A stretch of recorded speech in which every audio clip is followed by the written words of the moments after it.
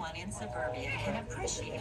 It's a good neighbor, exactly. Y'all know the jingle. Y'all like a good neighbor. State Farm is there. Well, I don't know if State Farm can insure some of y'all, man. But listen, State Farm has actually filmed multiple commercials here on Colonial Street, and of course that bright yellow house that we just passed by. That was Davy's house in the Netflix series Never Have I Ever, starring Maitri Ramakrishnan. The purple house you guys will recognize from the Munsters. The light blue house over at the bottom, you guys will recognize as Ted's house from the Ted TV series, Ted and John's house, and of course our ladies of Desperate Housewives all found solace and community here on Wisteria Lane or Colonial Street. Now, all of these houses are practical, meaning they were actually able to put full functioning fridges, lights, all that kind of good stuff, working toilets, all that kind of good stuff inside the houses, showers. But the cool thing about this area is that they are able to literally break these houses down and rebuild them like it's nothing. So in that scene in Desperate Housewives where the house burns down, they were actually able to burn down the house and they had it rebuilt in about 3 days. Now, if you guys thought like a NASCAR pit stop was like really fast, no. The dudes here on the back lot, the construction crew, gets these houses literally built in about 2 days straight. It's crazy, man. So it's not just movies and television shows though. So a lot of your favorite singers like to use Colonial Street. This is where Nelly and Kelly Rowland had to solve their dilemma they were having here in Nellyville. You guys can also see Taylor Swift, Michael Bublé. This is where they actually did All-Star, where Smash Mouth filmed the All-Star music video as well. And Justin Bieber and many of your favorite other artists have used Colonial Street for many of their music videos as well. Now we are about 15-20 minutes from the end of the tour, so remember to pull the cord if you guys need any assistance. But we're about almost, we're almost there, all right? So everybody good? Everybody all right? All right. So what we're heading up right now is just called Wilderness Road. This road actually does live up to its name, both on screen and off screen. Off screen, you have a lot of wildlife that likes to run up and down the lot. I'm sure you guys know all about the coyote situation happening, so we're not gonna get into that. But on screen, you guys can recognize it in an episode of 911 starring Angela Bassett, where her character comes to take care of this overturned limousine. Now, that limousine is what we call a picture car. It's a vehicle that's actively being used on screen. And if you guys are a big fan of Universal, then y'all would know one of, if not our biggest franchise here at Universal is all about what? Cars, y'all.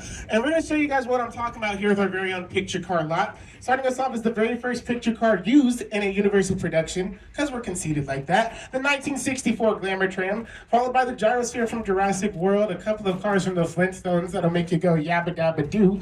And of course, the biggest franchise we have to date, the Fast and Furious franchise, with Dominic Toretto's Black Dodge Charger, Brian's Nissan Skyline, and yes, folks, the Orange Julius does still come complete with the ejector seat. Ejectocito, cuz. Also, here's something you guys don't see on a daily basis. We have an Autobot and a Decepticon hanging out. Apparently, Bumblebee and Barricade here got over their differences on the Allspark. And I heard they're gonna jump Megatron after this. So if y'all going to Transformers, somebody tell him. Or don't. I mean, it's up to you. But listen, why don't we go ahead and take a little trip? Well, right here, a little pit stop here of our own at the Bates Motel, all right? 12 rooms and 12 vacancies, and it's not New Year's no more, so he shouldn't be busy. Let me see if my boy Norman is here, because I actually want to see if I can hit up the vending machine. He got the little Welch's fruit snacks, and things is fire, right? He got the purple pack. Let me see if he got some in there. Norman, what's up, player? I just got a tram full of people here.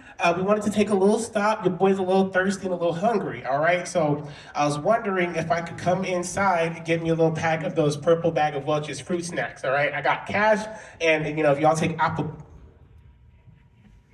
Okay, no, maybe he's just gonna go see if he... Oh, my bad, player. I didn't know you were just helping this lady out to her car.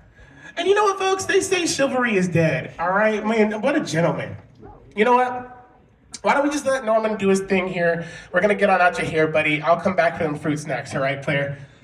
No, Norman, listen, player, if it's about the fruit snacks, I don't need them right now, okay? I can come back. Norman? Hey, don't do that to that fourth car, Norman. Did you hack into my Spotify jam? I told you to log off my thing. You know what? I'm telling on you. Yep. Mama Bass likes to hang out right here in the top left window of the house. Let me see if she's right here, and maybe I can tell her what's going on. What's up, Mama Baines? How's it going? Yes, the knife again. I told him we don't need to see his culinary skills. Gordon Ramsay's not on the tram yet.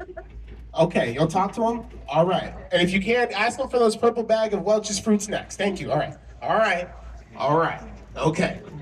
She's so sweet, y'all. But listen, This is my favorite set here at Universal Studios. This is a set of Steven Spielberg's film War of the World. Now, I could be a complete nerd and tell you every single last detail about this set, but I'll let the man himself tell you how this beautiful catastrophe came to be, and I'll chime in here in a second.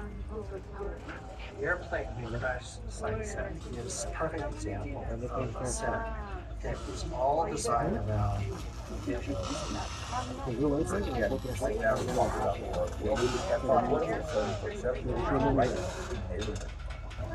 it's just something you don't see. Which, speaking of something you don't see, what you're looking at is the actors' reactions to not seeing the set for the first time. Well, to seeing the set for the first time. So what happened is that Mr. Spielberg didn't want them to look at or film or rehearse on the set so he can get their real life reactions. And so I feel like Robbie's was rehearsed here. 'Cause look at this. Get in.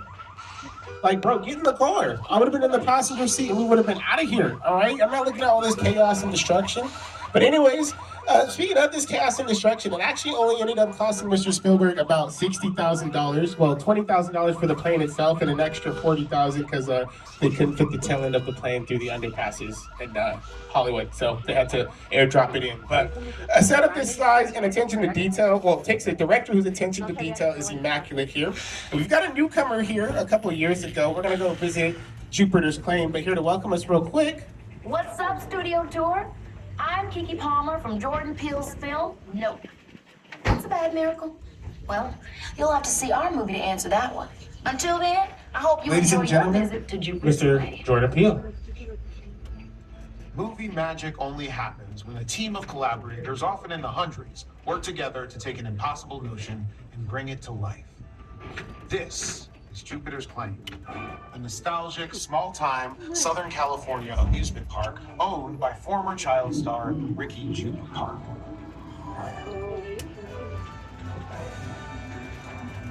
Over there, look into the winking well and have your picture taken just like the kids in that old 90s movie Kids Show.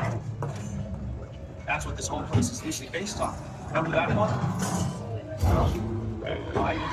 A little further down, you can see the brand new Star Lasso experience. Okay. Well, Built to showcase an unbelievable live show. It's not looking so bad. Mr. Welcome to the world. Whoa. Hold on, what just happened? Mr. Peele? Hello?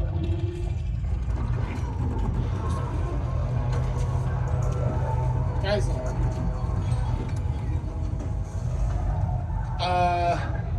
I think we should make like another Jordan Peele film and get out of here. I don't think I like the sound of that one, folks. On a lighter note, this is another one of my favorite sets here at Universal Studios Hollywood.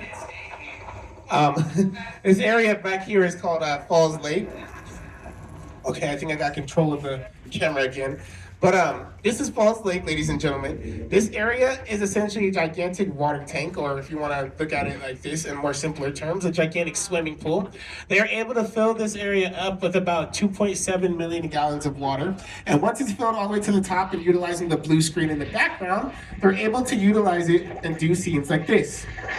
So in Psycho, when the car got pushed and then pulled out of the lake, they were actually able to film that practically here. And both Bruce and Evan Almighty, when they walk on water, they put a platform in the water and actually had the actors be able to walk on top of water.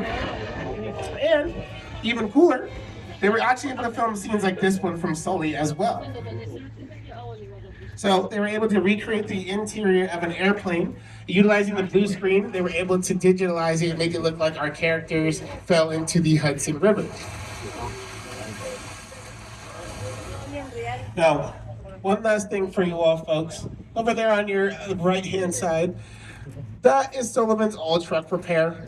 All right, now, if you guys don't remember, Sullivan decided to close down his truck repair a little while back. But don't fret, all right, because he took that Fast and Furious 10 money that y'all gave him and decided to open up a gigantic roller coaster in the middle of the theme park with a gift shop attached to it, all right? He went all out, okay? So listen, Fast and Furious Hollywood Drift is opening this year, all right? Now listen, that's all I got for y'all folks. I don't have any release dates, nothing like that. But if you guys do get the app, that's gonna be the first thing to tell you guys when the roller coaster is gonna be opening for you all. But you guys don't have to wait any longer for your Fast and Furious fix.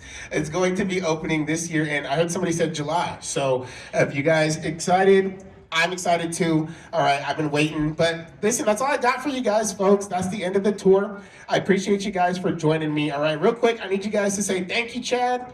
Thank you, Chad. Chad does some awesome driving player. Appreciate it as always, man. And also, listen, if you guys, again, want to know any more information about any of the movies and television shows you guys have seen, just visit www.uphe.com or just ask at any of the retail stores as well. To the annual pass members, thank you guys for being with us. If you're not a pass member, head down to the box office so you guys can upgrade to an Any Pass. And then you guys will come back again and again. You guys get awesome things like park buyouts, extra tickets, and all that kind of cool stuff and more, all right? Now, you guys also can make sure you guys, again, on the app as well, you guys can check out mobile food ordering options. You guys can see things like the wait times, show times from Waterworld, as well as the park's closing times and more. All right, folks, and definitely take advantage of that mobile food ordering option. All right, because trust me, it comes in handy if you guys aren't trying to wait in line. You guys want to just get your food and go and head on down to your guys' next area. All right. Now we'll be heading out to the load line here in just a few minutes. It's like we got a little bit of a traffic jam. All right, just trying to make sure they're getting awesome.